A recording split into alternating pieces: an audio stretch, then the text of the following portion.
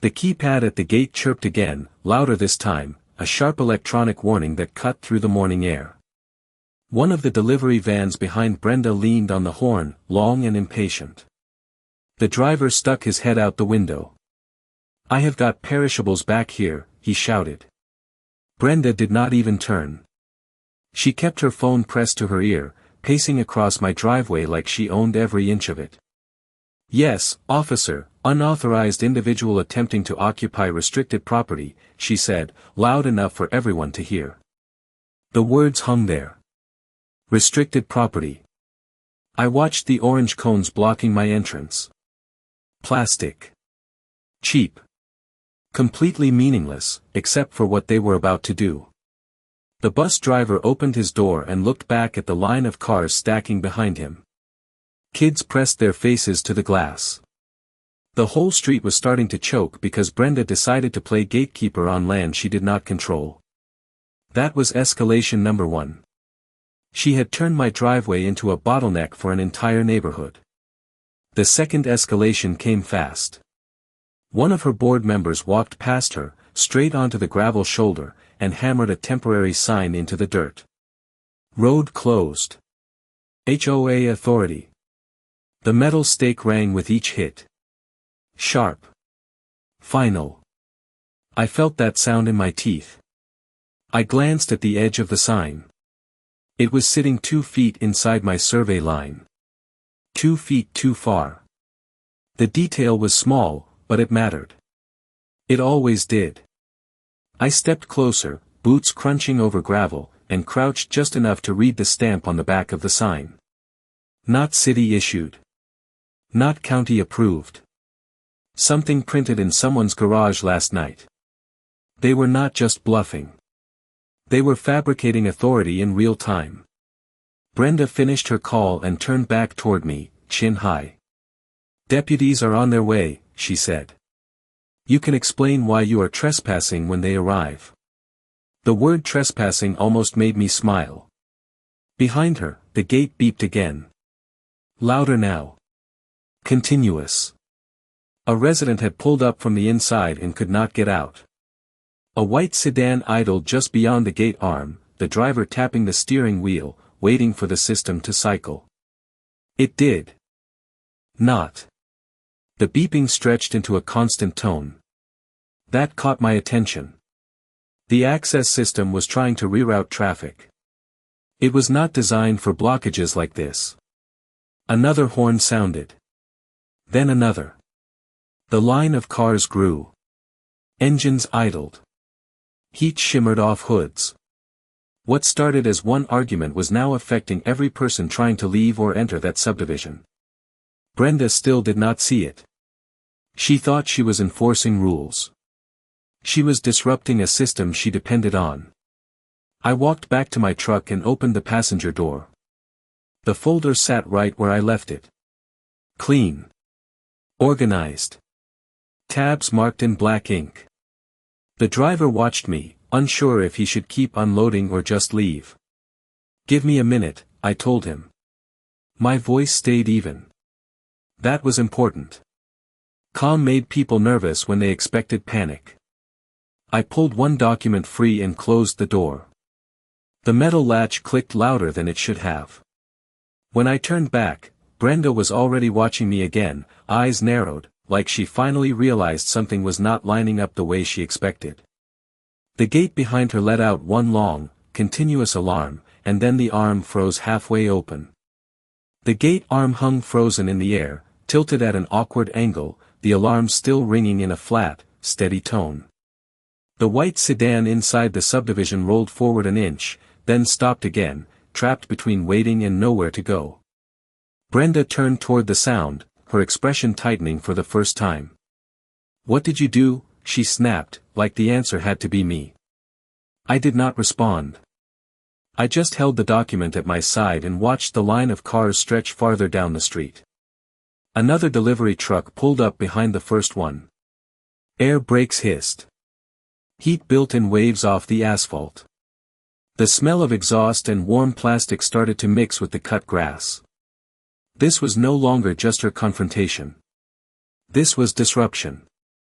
One of her board members walked over to the gate panel and started pressing buttons, fast, like speed alone would fix it. The keypad beeped back at him, sharp and irritated. No response. No movement.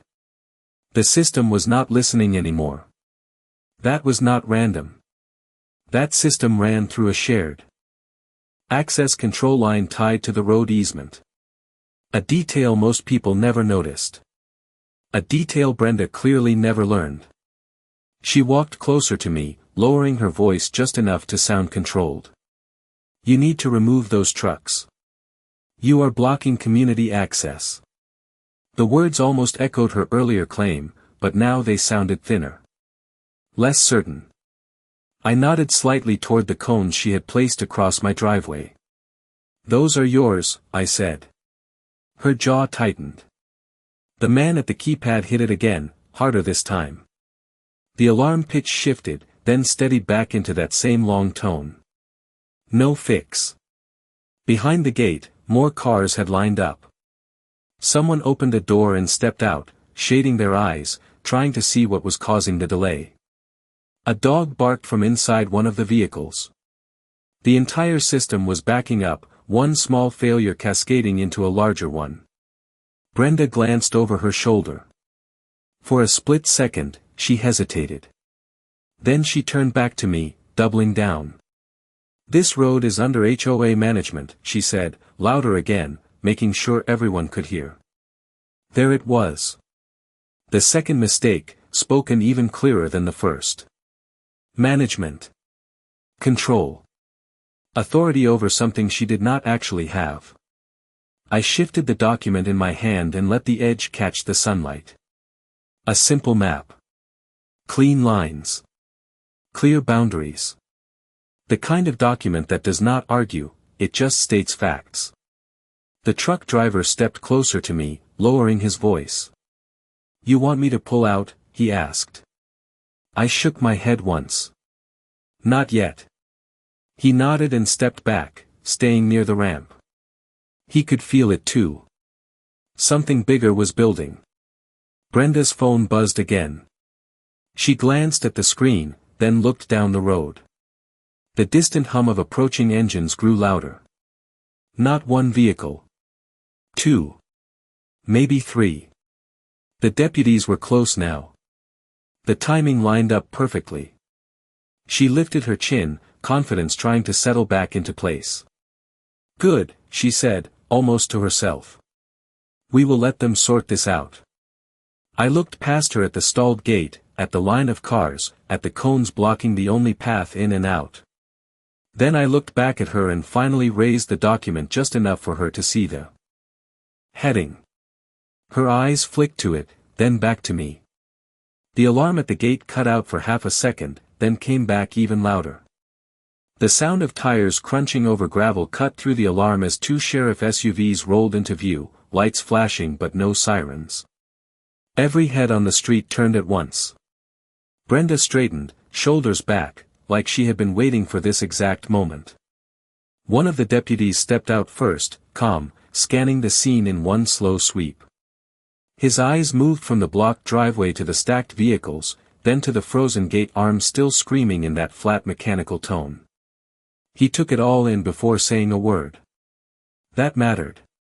What seems to be the issue here? He asked, voice even. Brenda stepped forward immediately, pointing straight at me. He is trespassing and interfering with HOA property and access, she said, fast, confident, like she had rehearsed it. The deputy did not look at me yet. He followed her hand, then shifted his gaze down to the orange cones sitting across my driveway. He paused there a second longer than expected. Small detail. Big shift. Ma'am, he said, who placed those cones? Brenda did not hesitate. We did. For community control. The words landed wrong the second she said them.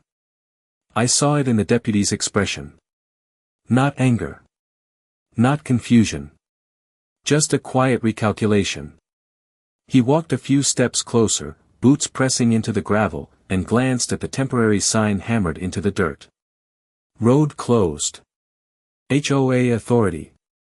He leaned slightly, reading it, then straightened again. Do you have a permit for this closure? He asked. Brenda's smile tightened again. We do not need a permit. This is private HOA property. That was the third mistake. The deputy finally looked at me. Not quickly. Not dismissively. Just a measured look, like he was placing me into the equation for the first time. Sir, he said. I stepped forward, holding the document at chest height, not pushing it, not hiding it. This is my property, I said, keeping my tone level. That includes the access road up to the county line. The second deputy moved toward the gate, checking the keypad, then the stalled arm. He pressed a button. Nothing. The alarm continued. You are telling me this entire access route is yours? The first deputy asked. His voice stayed neutral, but there was a weight behind the question now. I nodded once and tilted the document just enough for him to see the survey lines. Clean. Precise. No overlap. The cone sat directly across the marked boundary. The sign sat even deeper inside it. He stepped closer and took the paper, scanning it in silence. Behind us, a car horn blared again, longer this time. Someone shouted from the line of vehicles, frustration bleeding through the noise. The second deputy walked back over. Gate system is locked up, he said. Traffic is backing both directions. The first deputy handed the document back to me, then turned slowly toward Brenda. The pause before he spoke stretched just enough to make the whole street feel it. Ma'am, he said, you may need to remove these obstructions immediately. Brenda blinked, caught off guard for the first time since she arrived. Excuse me, she said, her voice sharp again, but thinner now. The deputy did not raise his voice. He did not need to. If this road is privately owned by him, you cannot restrict access without proper authority. The words settled heavy in the air. Brenda's board members shifted behind her. One of them glanced at the cones like they suddenly meant something very different. The alarm from the gate cut off again, then came back in a broken stutter. Not steady anymore. Strained. Unstable. The second deputy looked toward the gate, then back at me, then at Brenda. This is starting to affect emergency access, he added. That changed everything. Brenda's eyes flicked toward the stalled line of cars, then back to me, then down at the cones. For a second, no one moved. Then she took a step forward, opening her mouth like she was about to push back again. Brenda's mouth opened, but no words came out for a second, like her script had just been erased mid-sentence. The deputy's gaze stayed steady on her, not aggressive, just firm enough to hold the moment in place. Behind us, another horn blared, sharper this time, followed by a voice yelling something about being late for work. The pressure was no longer subtle. It was building fast. Brenda finally found her voice. This is our community entrance, she said, slower now, like she was trying to rebuild control piece by piece. We maintain it. We regulate it. The deputy did not interrupt. He let her finish. Then he glanced back at me. I held the document up again, just enough for him to confirm what he had already seen. The boundary line cut clean across the entrance. No overlap. No shared claim. Just a narrow strip of land that everything depended on. The kind of detail people ignored until it mattered. Maintenance does not equal ownership, the deputy said calmly. The words landed harder than anything shouted so far. Brenda's shoulders stiffened. One of her board members shifted behind her and quietly stepped back, putting a little distance between himself and the cones. That small movement said more than anything else. The second deputy walked over to the nearest cone and nudged it lightly with his boot. It tipped, rolled an inch, then settled. These need to go, he said. Brenda turned toward him sharply. You cannot just remove HOA property, she snapped. The phrase sounded weaker now. Less certain. The deputy did not argue. He just looked at the cone again, then at the sign, then back at her. "Ma'am, these are obstructing a privately owned access road," he said. "And you are causing a traffic hazard." Another horn cut through the air. Louder. Longer. The white sedan inside the gate inched forward again, the driver leaning out the window now, clearly frustrated. The gate arm twitched, tried to move, then froze again with a strained mechanical click. The system was not just stalled anymore. It was failing under pressure. I watched Brenda's eyes flick between the deputies, the gate, the growing line of cars. She was starting to see it. Not just the argument. The scale. This was no longer about me moving into a house she did not approve of. This was about control slipping in front of witnesses. She took a step toward me, lowering her voice again, trying a different angle. "We can resolve this without escalating," she said. The shift was quick, almost practiced. But it came too late. I did not move. I did not lower the document. I just held her gaze. "You already escalated," I said. Simple. Direct. No emotion. The deputy glanced between us, then back toward the road. "Let's clear the obstruction first," he said. The second deputy bent down and picked up the nearest cone, setting it off to the side. The action was small, but it changed the entire scene. One cone gone meant movement could start. Another cone followed. Then another. Each one removed felt like a release of pressure. Engines revved slightly. The bus driver closed his door and shifted in his seat. The line of vehicles leaned forward, ready to move the second they could. Brenda stood still, watching it happen, her control slipping with every inch of cleared gravel. Her phone buzzed again, but she ignored it this time. Her attention stayed locked on me. The sign still stood, planted inside my boundary line, catching the sunlight like it belonged there. It did not. Not anymore. The deputy glanced at it, then at me, then back at Brenda. "And that sign?" he asked quietly. Brenda followed the deputy's gaze to the sign like she had just noticed it for the first time, even though she had ordered it placed there minutes ago. The metal post caught the sunlight, bright and obvious, planted deep inside my boundary line.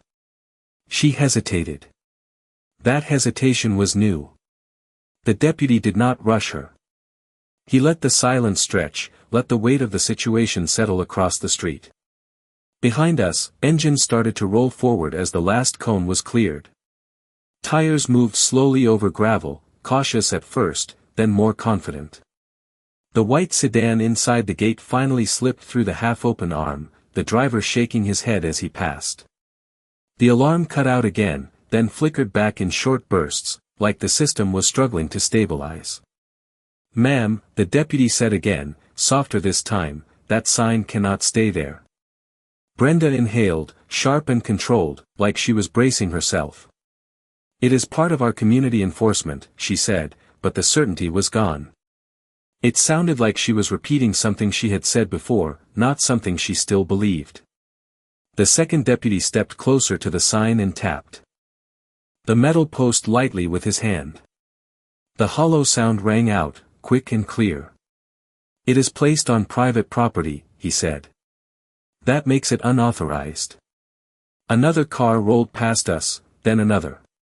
The flow of traffic began to return, slow but steady. The pressure that had built up was starting to release, but the tension in the air did not drop. It shifted. It focused. Brenda's board members had gone quiet now. One of them pulled out his phone, not to call anyone, just to hold it, like he needed something to do with his hands. Another stepped even farther back, putting space between himself and the sign, like distance might change what it meant.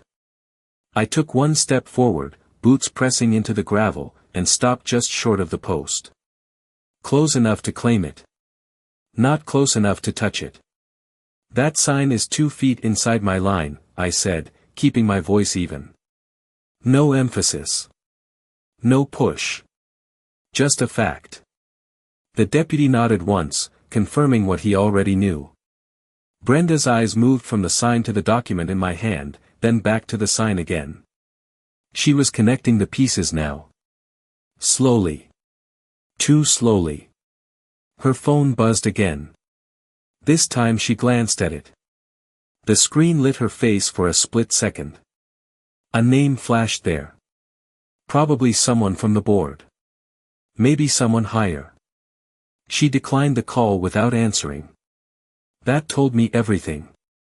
She was still trying to handle this herself. Still trying to keep control in front of witnesses. The deputy shifted his stance slightly. "We need to clear this as well," he said, nodding toward the sign. "Now." The word landed harder than anything else he had said so far. Brenda looked at him, then at me, then back at the sign. Her jaw tightened. The decision sat there, visible in the tension of her shoulders. This was the point where she either stepped back or pushed further. The street went quiet again, not because nothing was happening, but because everyone was watching. Even the drivers passing through slowed just enough to look. The moment stretched. Then Brenda stepped toward the sign, reaching for the post like she was about to pull it out herself. Brenda's fingers wrapped around the metal post, but she did not pull it out. Right away. The hesitation was small, almost invisible, but it was there. The deputy watched her closely, arms relaxed at his sides, giving her the space to make the right move without forcing it. The street noise returned in pieces. Tires rolling. Engines idling. A faint hum of conversation starting up again behind windows and half-open doors. Brenda tightened her grip and gave the post a sharp tug. The metal shifted with a dry scrape, the dirt around it cracking slightly. Not enough.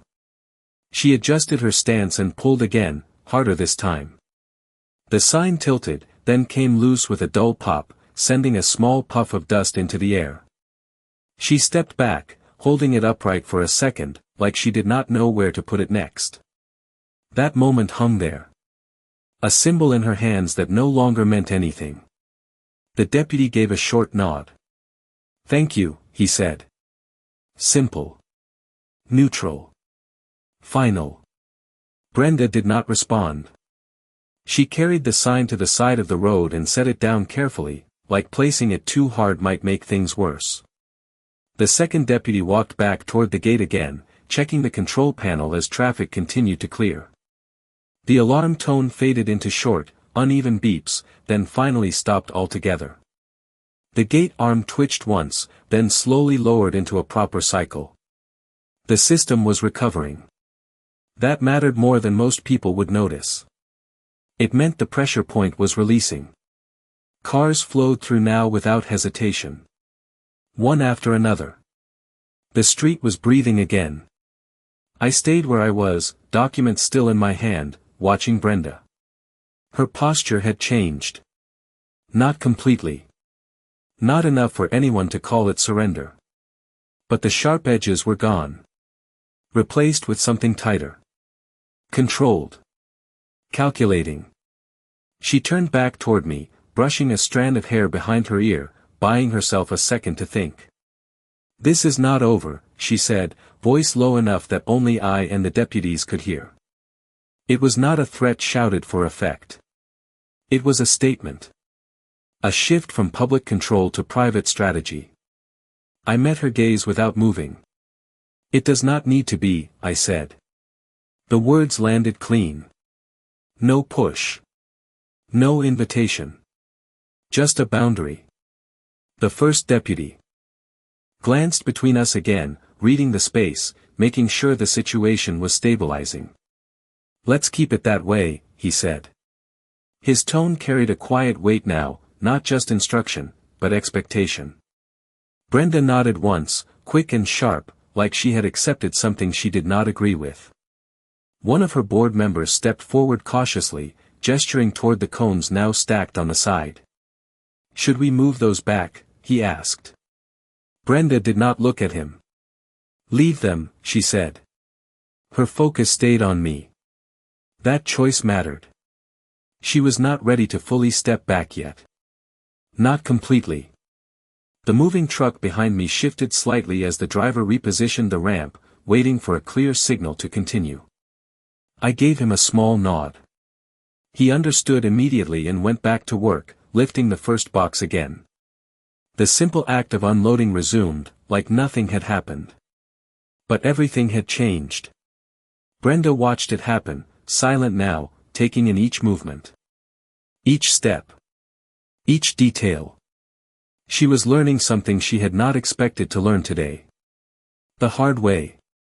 The deputy gave the scene one last look, then turned toward his vehicle, signaling to his partner. The immediate crisis was over. The street was clear. The system was running again. But the tension did not disappear. It settled into something deeper. Something quieter. Brenda picked up her phone again, this time not ignoring it. She stepped a few feet away, lowering her voice as she answered. I could not hear the words, but I did not need to. Her eyes never left me while she spoke. Brenda's voice dropped to a whisper as she spoke into her phone, but her eyes stayed locked on me the entire time, sharp and calculating, like she was already planning her next move before this one even settled. The moving truck ramp clanged as another box slid down, the sound echoing across the now clearing street. Normal life was trying to resume, but the tension still clung to everything like heat off asphalt. One of the deputies opened his SUV door but did not get in yet. He paused, watching Brenda, like he knew this was not finished. That mattered. Brenda ended the call and slipped her phone back into her pocket with a controlled motion. No rush. No panic. Just deliberate. Then she walked back toward me, slower this time, each step measured. You think this piece of paper gives you control, she said quietly. Not yelling anymore. That shift was important. I held the document steady in my hand, the edge catching sunlight again. It defines boundaries, I said. Simple. Direct. She gave a small smile, but it did not reach her eyes. Boundaries can change, she replied. Behind her, one of the board members shifted again, clearly uncomfortable now, glancing between us and the deputies like he wanted to disappear. The second deputy leaned against his vehicle, arms crossed, not intervening, just observing. That silence gave Brenda space to talk. And she took it. This community has operated this entrance for years, she continued, her voice calm but tight. Maintenance, security, enforcement. People rely on us. There it was again. Not ownership. Operation. Control by habit, not by right. I watched her carefully. They rely on access, I said. Not control. Her jaw tightened for a fraction of a second. Another small crack. The moving truck engine idled behind me, steady now, no longer part of the chaos. A neighbor walked past on the sidewalk, slower than normal, pretending not to listen. Everyone was still watching, just more quietly now.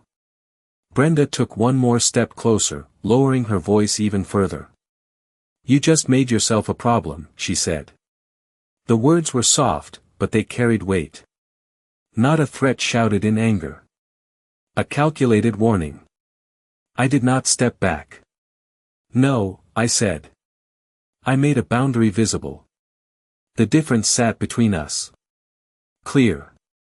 Unavoidable. The first deputy finally moved again, stepping forward just enough to break the tension before it tipped back into escalation. All right, he said, calm but firm. The obstruction is cleared. Access is restored. Let's keep it that way. His eyes lingered on Brenda for a second longer. She nodded once. Controlled. Accepting the limit for now. The deputies turned back toward their vehicles, engines starting up again with a low rumble. The official presence was pulling away. That changed the dynamic again. Without them, this would shift back to something quieter. Less public. More strategic. Brenda watched the SUVs roll off, then slowly turned back to me. The street was almost normal again. Cars moving. People returning inside. The moment fading on the surface. But underneath, something had shifted permanently. She looked down briefly at the gravel, then back up at me. "We will review this," she said. Not loud. Not for the crowd. Just for me. Review. That meant meetings. Documents. Attempts to reshape what had just happened. I nodded once, not agreeing, not resisting. Just acknowledging the reality of what comes next. The moving truck door slammed shut behind me as the driver secured another load. The sound echoed down the now open road. Brenda stepped back, creating space again, but her eyes never left mine. The street settled into a strange kind of quiet as the last sheriff SUV disappeared around the corner, the sound of its engine fading into the distance. The moving truck ramp clanged again as another box slid down, steady, routine, like the chaos from minutes ago had never happened. But it had. And everyone on that street knew it. Brenda stood still for a moment longer, then turned slightly, scanning the road, the houses, the neighbors who were now pretending to go back to their day. Curtains closed. Doors shut. Eyes still watching from behind glass. She adjusted her posture again, smoothing her jacket like she was resetting the scene in her mind. Control, piece by piece. I stepped past her without a word, boots crunching over gravel, carrying a box toward my front door. The wood felt solid under my hand as I pushed it open. My house. My line. My access. Simple things, until someone tries to take them. I set the box down just inside and turned back toward the driveway. Brenda had not moved far. She stood near the edge of the road now, phone in hand again, but not using it. Thinking. That was new. Her board members lingered behind her, quieter than before, their confidence drained along with the authority they thought they had. One of them bent down and picked up a cone, then hesitated, unsure where it belonged now. That hesitation said everything. The system they relied on had just been exposed. Not broken. Not destroyed. Just seen clearly for the first time. The difference mattered. I walked back out, wiping dust from my hands, and stopped at the edge of my driveway. The brass sign beside me caught the light again. Private road. It had always been there. Nobody questioned it until it became a problem. Brenda finally looked up at me again. Not angry now. Not loud. Just focused. "This will go to the board," she said. Her voice was steady, controlled, but thinner than before. Less certain. I nodded once. "That is your process," I said. She studied my face for a second, like she was searching for something she could use. A crack. A hesitation. She did not find one. The moving truck door slammed shut again behind me, louder this time, echoing down the open road. A car drove past, slow, the driver glancing at both of us before continuing on. Normal traffic. Normal movement. But nothing about this was normal anymore. Brenda took a step back, creating distance, but not leaving. "Not yet. You are outside the association," she said, almost to herself. But not outside its reach. The words hung there, softer than anything she had said before, but sharper. More precise. I did not respond right away. I let the silence sit between us, letting her hear what was not said. Then I looked past her, down the road she thought she controlled, now wide open and moving freely. "Reach depends on access," I said. The line landed clean. She understood it. I saw it in the slight shift of her eyes, the quick calculation behind them. She was already thinking about the next move. Permits. Meetings. Pressure. Something bigger than cones and signs. This was not over. Not even close. The street might look normal again, but the lines had been drawn now, visible in a way they had never been before. Brenda turned away first, walking back toward her SUV, each step slower than when she arrived. Not defeated. Not finished. Just adjusting. I watched her go, then looked down at the edge of the driveway, at the line in the gravel that separated what was mine from what she thought she controlled. It was still there. Clear. Unmoved. But something told me that line was about to be tested in a way neither of us had planned.